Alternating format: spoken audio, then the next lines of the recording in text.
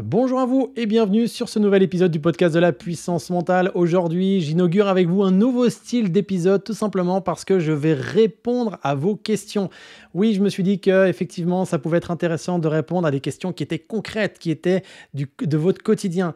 Alors là, si vous aussi vous souhaitez m'envoyer vos questions pour que j'y réponde via des stratégies de coaching en préparation mentale issues de la méthode puissance mentale évidemment, eh bien c'est très simple, vous allez sur le groupe privé Facebook Ma Puissance Mentale passe à l'action et là-bas vous verrez j'ai épinglé un formulaire où dedans il suffit juste d'écrire votre situation actuelle avec la problématique que vous rencontrez et là moi sur un épisode comme celui que vous êtes en train d'écouter, eh bien j'y répondrai très simplement et surtout avec des clés qui puissent vous aider facilement, simplement et concrètement. Ok. Donc aujourd'hui, on va voir deux questions qui ont été posées par Margot et Christelle. La première question de Margot. Et quand Margot me pose sa question, posez-vous aussi la question, vous, dans votre quotidien, est-ce que ça vous arrive? Est-ce qu'il y a des proches que vous côtoyez qui ont ces problématiques-là aussi? Comme ça va pouvoir vous donner quelques clés qui vont pouvoir, un, peut-être vous aider, et deux, pouvoir aussi aider les gens qui vous entourent. Alors la question de Margot, c'est la suivante. Comment gérer ses émotions pour ne pas bloquer sur le négatif? Donc il y a vraiment, un, la gestion émotionnelle et deux, cet aspect du fait de bloquer sur le négatif. En fait, déjà, pour contextualiser, c'est très simple. Moi, je vous invite à voir les émotions comme quelque chose, comme un indicateur. Okay, comme quand vous regardez un tableau de bord d'un véhicule, eh bien là on voit si le moteur il est en surchauffe, on voit au contraire si le moteur il est dans sa bonne température, on voit s'il y a des choses qui vont ou si des choses qui ne vont pas comme ça devrait aller. Donc là les émotions c'est la même chose, ça vous donne une indication. On pourrait en parler pendant des heures de telle ou telle émotion, mais en fait voyez ça comme un signal, comme une indication. Et derrière ce signal, posez-vous la question, tiens, qu'est-ce que ça veut me dire? Je ressens de la colère, je ressens de la peur, je ressens de la joie, je ressens de la tristesse, de la surprise, du dégoût, quelle que soit l'émotion, quel que soit même le sentiment parfois qui découle de cette émotion. Qu'est-ce que derrière ça, il se cache pour moi? Donc la vraie question c'est, tiens, derrière cette émotion, quel besoin n'est pas nourri? Qu'est-ce qui est important pour moi et qui n'est pas nourri? Parce que en fonction de votre curseur émotionnel, c'est tout simple, c'est que derrière, il y a quelque chose qui est nourri ou au contraire qui n'est pas nourri. Quand vous avez des émotions qui sont désagréables, là, partez du principe qu'il y a des choses qui ne sont pas concrètement nourries. D'accord? Quand je dis qu'ils ne sont pas nourris, c'est-à-dire que c'est des choses importantes qui ne sont pas présentes pour vous et c'est ce qui fait que vous ressentez quelque chose qui n'est pas agréable pour vous. À l'inverse, quand vous avez des émotions qui sont agréables, dans ce cas-là, c'est que ça répond à des choses qui sont agréables, enfin, qui viennent vous nourrir, donc qui sont agréables pour vous. Quand vous êtes en joie, c'est que justement, il y a des éléments de la situation, de l'environnement que vous êtes en train de vivre et qui viennent nourrir des choses qui sont importantes pour vous. Donc, dès la première chose, quand vous avez une émotion, quelle qu'elle soit, demandez-vous qu'est-ce qui se cache derrière. Qu'est-ce que ça veut me dire? Quel besoin j'ai qui est soit nourri, soit pas nourri. Okay? Et après, quand Margot me dit, mais comment faire pour pas rester bloqué sur le négatif? Moi, déjà, ça, je vois pas en quoi c'est un problème. Je vous explique. Parce que c'est vrai que de rester bloqué sur le négatif longtemps, ça peut être un problème.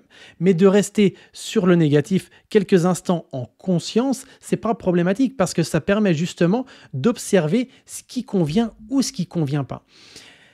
Plus vous allez mettre de la conscience, plus vous allez reprendre les rênes un peu de ce que vous vivez, de ce que vous expérimentez, et plus vous allez être en maîtrise de votre vie. Donc, quand Margot met bloqué sur les négatifs, effectivement, le fait de bloquer, combien de temps on bloque? Si on bloque un dixième de seconde ou si on bloque pendant 3 jours, effectivement, c'est pas la même chose et ça n'a pas non plus le même impact. Donc là, on reste sur cette émotion, juste en se demandant de quoi j'ai besoin, d'accord? Et ensuite, en fonction de ce qu'il en ressort, là, vous allez orienter votre focus, votre attention sur votre besoin. Par exemple, je suis en colère. Qu'est-ce qui se cache derrière cette colère? Ah, je me rends compte que ce que j'avais demandé n'a pas été respecté parce que, par exemple, je suis chef d'entreprise.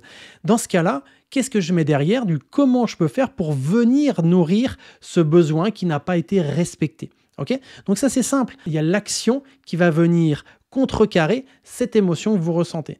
Okay? Donc ça, c'est important de de le conscientiser pour que ça vous aide justement et prendre ça comme une indication pour aller de l'avant. Et plus vous allez maîtriser vos émotions, plus vous allez faire un lien, un pacte avec vos émotions, et plus vous allez les maîtriser. Quand je dis les maîtriser, c'est-à-dire comprendre pourquoi elles sont là. On ne maîtrise pas forcément une émotion, mais en tout cas, un petit peu comme si vous étiez sur un cheval, on apprend à le comprendre, on apprend à savoir ce qu'il veut, on apprend à détecter ses besoins. C'est la même chose en fait.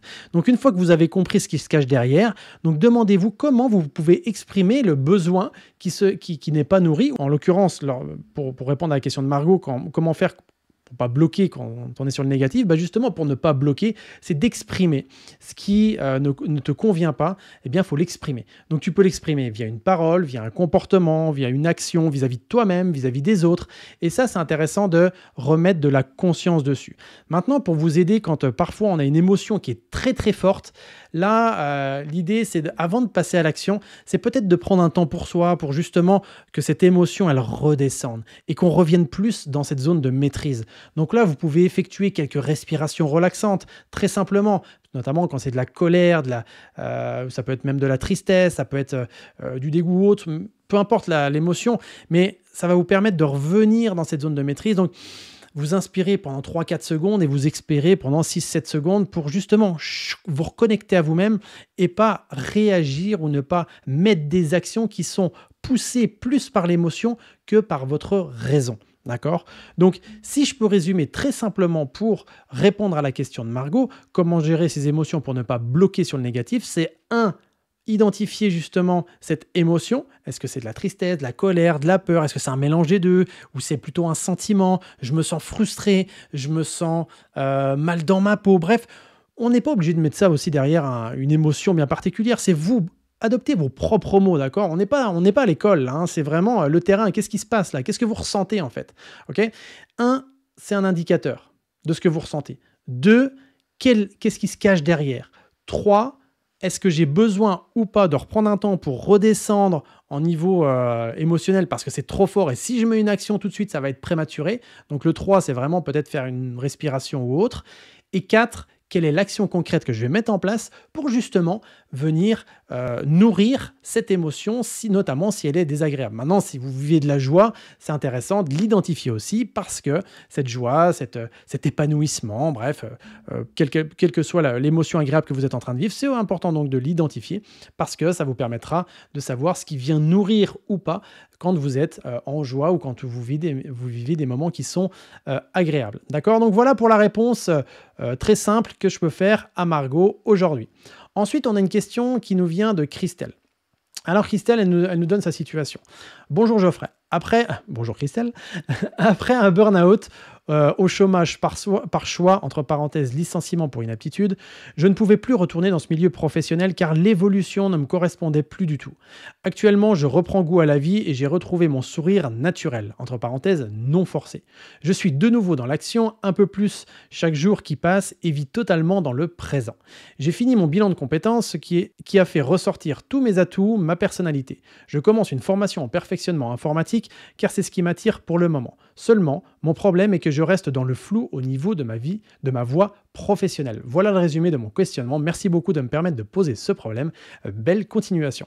Avant toute chose, vraiment Christelle, un grand bravo à toi. Déjà, bravo pour plusieurs choses. Bravo pour avoir pris en conscience qu'effectivement, tu n'étais pas à ta place, ou en tout cas, tu n'étais plus à ta place dans ce milieu professionnel. Ça, c'est déjà un grand bravo et tu peux être fier de toi. Et la deuxième chose, c'est aussi, sois fier de toi. Enfin, je t'invite moi à être fier de toi et je pense que tu l'es parce que là, tu as repris les rênes de ta vie avec une vie qui te correspond pleinement et ça, c'est chouette à voir. En tout cas, c'est chouette à lire. Donc, c'est vraiment très intéressant. Et aujourd'hui, ce que tu vis, tu vas voir, c'est très simple. Je vais donner quelques clés qui vont pouvoir, en tout cas, te permettre de conscientiser ce que tu vis aujourd'hui. Donc là, Christelle, elle a vécu un burn-out. Un burn-out, c'est quoi? C'est essentiellement quand on perd du sens, quand on met beaucoup d'actions dans une activité et on se rend compte qu'en fait, le résultat qu'on a n'est pas à la hauteur de ce qu'on espérait. On a l'impression d'être un peu comme un âne après une carotte qui court et qui n'a jamais la chose qu'il obtient. Et au final, on en finit par être épuisé, on perd du sens, on en vient à être surchargé mentalement, surchargé physiquement. Et là, l'idée, vous voyez, dans ce que nous dit Christelle, Christelle aujourd'hui, c'est qu'elle a retrouvé du sens. Elle a fait pause. Elle a demandé, enfin, il y a eu un chômage ensuite, et après, elle a choisi une voie professionnelle. Et en fait, ce qui l'inquiète, c'est ce manque de visibilité par rapport à l'avenir. J'ai le sentiment, en tout cas, par rapport à ce qu'écrit Christelle, qu'elle est un petit peu comme dans un brouillard. Vous savez, elle ne sait pas ce qu'il y a derrière. Elle sait pas. Peut-être même qu'elle se pose la question, est-ce que je suis sur la bonne voie? Est-ce que je fais bien? Est-ce que je suis au bon endroit? Est-ce que je me dirige vraiment vers quelque chose qui me correspond pleinement? En fait, déjà, ta question, elle est complètement normale, d'accord? Parce que quand on va dans une nouvelle direction, c'est normal qu'on se pose la question, tiens, est-ce que je suis sur la bonne voie? Maintenant, la réalité, c'est que pour lever ce voile, pour lever ce flou, ça va être important d'avancer à ton rythme. Un petit peu comme quand on est dans du brouillard, eh bien peut-être qu'on n'est pas dans du sprint, mais au contraire, on avance un pas à la fois, mais ce qui nous permet justement de sortir de ce brouillard. J'aime bien cette phrase de Mike Horn, qui est un grand aventurier, qui disait: il suffit d'avoir 5% des réponses à ces questions pour pouvoir aller en direction de ses rêves. Et très souvent, les gens attendent d'avoir 95% des réponses à leurs questions pour avancer. En fait, là, ce qui va être intéressant, Christelle, c'est d'avancer comme tu l'as déjà fait. Et ce flou, là, peut-être qui te crée un petit peu de peur, un peu d'angoisse, etc., ça, c'est normal. Donc là, le fait d'être dans le flou et de se poser des questions, c'est complètement normal. En fait, c'est de ne pas se poser de questions qui seraient anormales. Okay? Donc là, plus tu vas avancer, plus tu vas évoluer et plus tu vas voir des choses qui te conviennent. Peut-être qu'il y a des choses qui ne te conviennent pas. Et justement, ça va te permettre, toi, de savoir la vraie direction dans laquelle tu vas aller. Parce que là, aujourd'hui, tu me dis que tu fais vers une formation en perfectionnement informatique. Je pense que dans ce perfectionnement informatique, il y a des multitudes de choses qui peuvent en découler. Donc là, il y a des choses que tu vas tester, expérimenter. Il y a des choses que tu vas apprécier, d'autres que tu vas moins apprécier. Et ça va te permettre, justement, en avançant, de dire, tiens, ça me plaît moins. Et d'aller en direction de quelque chose qui te plaise vraiment. Rien n'est figé dans le marbre. Ce qui te plaît aujourd'hui, peut-être que ça ne te plaira plus dans quelques mois ou quelques années, et ça, c'est pas un souci. En fait, aujourd'hui, je vois tellement de gens se poser la question, tiens, mais quelle est ma mission de vie? En fait, ta mission de vie, c'est de vivre des expériences, c'est de vivre des situations qui te permettent de prendre du plaisir, de comprendre un petit peu mieux des choses un petit peu plus fines sur toi-même, sur les autres, et d'avancer tranquillement vers une évolution, vers une croissance qui soit personnelle. Donc moi, je t'invite à vivre le moment présent, comme tu l'as déjà fait d'ailleurs, et encore une fois, bravo pour ça, et d'avancer tranquillement. Et selon moi, en tout cas, quand j'accompagne des personnes, le fait d'être dans le flou au niveau de sa voie professionnelle, c'est un peu cette fameuse question que l'on pose à des enfants. Qu'est-ce que tu veux faire plus tard? Et que le gamin, il ne sait pas trop quoi répondre. C'est pas grave, en fait. Parce que justement, on va tester, on va expérimenter, on va s'autoriser à être imparfait, on va s'autoriser à aller à droite, à gauche, pour finalement trouver une voie qui nous convienne à un moment donné. On va continuer sur cette voie. Et puis là, peut-être qu'il y aura de nouvelles opportunités qui vont se présenter. Peut-être qu'il va y avoir des nouvelles rencontres. Et là, ça sera justement l'occasion de vivre de nouvelles expériences. Donc vraiment, si aujourd'hui ta plus grosse problématique, Christelle, c'est d'être dans ce flou professionnel, je pense que le problème, c'est de croire que c'est un problème, et ça, c'est ce que beaucoup peuvent vivre aujourd'hui. C'est que des fois on se dit, mais ça, c'est un problème. Non, c'est pas un problème. Sur les centaines de personnes, les milliers de personnes que j'ai accompagnées, crois-moi, c'est toujours la même chose. On est dans le flou de dans se dire, mais tiens, qu'est-ce qui va se passer plus tard? Moi-même, dans ma vie professionnelle, c'est la même chose. Il y a des choses que je sais, mais c'est 95% de flou. Donc j'avance, je teste, j'expérimente. Un petit peu comme cet épisode aujourd'hui. Je ne sais pas si justement ça va plaire à certains, peut-être que ça va plaire à d'autres, mais c'est pas grave. On teste et on apprend. On teste et on apprend. Tout simplement. Test and learn, comme disent les Anglais.